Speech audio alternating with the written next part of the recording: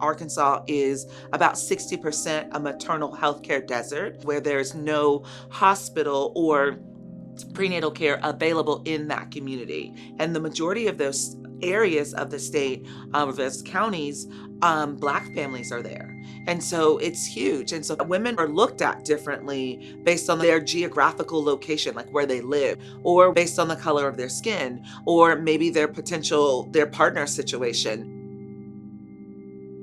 And so any Black mother trying to figure out, like, I'm hearing these statistics, I'm hearing this information, and I feel like I'm being beat down, and I feel like this circumstance is hopeless, and I feel powerless to change. It's important that we consider this maternity crisis that we have confronting us as not just a healthcare crisis, but a social crisis. Having the challenge of jobs that don't pay living wages and having to figure out how they're going to support themselves and their child. How can I take off work to go to my prenatal appointments if they're going to dock me pay for leaving my job?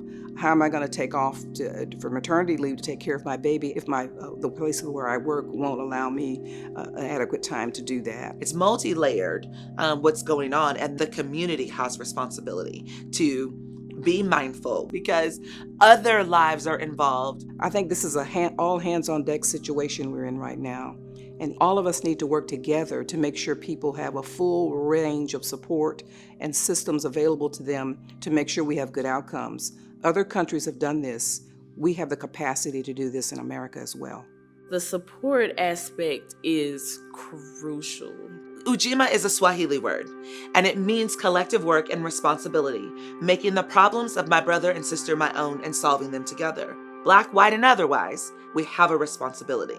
And that's all of us. But we have to work collectively and collaboratively. Every single person has responsibility and a unique skill set that they bring to the table that can be a part of the solution.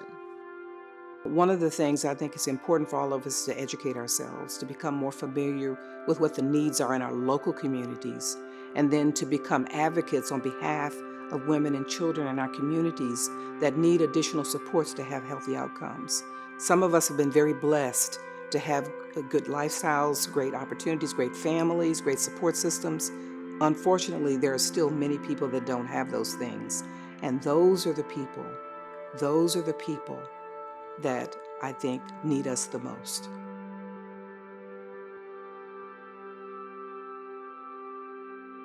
Every second Saturday of the month, Ujima Maternity Network holds a maternal care community outreach. It is the opportunity for women that are expecting at any point in their pregnancy, no matter where they're birthing, to come and experience culturally congruent care with either a midwife, a doula, or even a lactation counselor. So it's a great opportunity for them to just kind of get their I's dotted, their T's crossed, but then there's just this cultural congruent care that is provided that you don't have to think about, do they understand my struggle? Do they understand my pain? Do I have to explain this, that, or the other? I don't have to do that. Like my guard is let down and these people care about me because at the end of the day, they are me.